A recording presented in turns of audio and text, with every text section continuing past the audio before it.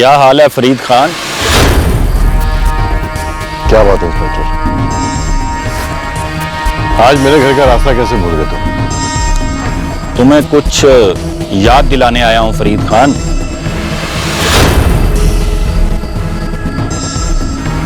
क्या भूल गया हूं मैं? जो तुम्हारा किरदार था वो तुम भूल गए हो। तुम सियासत में एक अच्छे इंसान के तौर पे जाने जाते थे, मगर देखो इंस्पेक्टर, मुझे मेरा किरदार याद करवाने से पहले तुम अपने आप को देखो कि तुम्हारा किरदार क्या था। जर खान के साथ तुम्हारी दोस्ती अच्छी नहीं है फरीद खान। मैं जानता हूं जर खान किसी का दोस्त नहीं है, लेकिन मैंने उसे दोस्ती की है।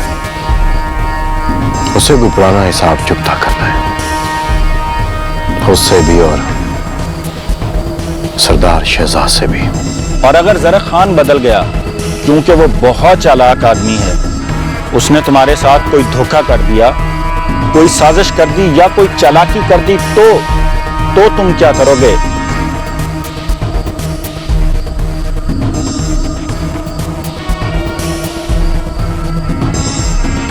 जब जखान ऐसा करेगा तब मैं उसे देख लूंगा। तुम जाके अपने कानून को देखो।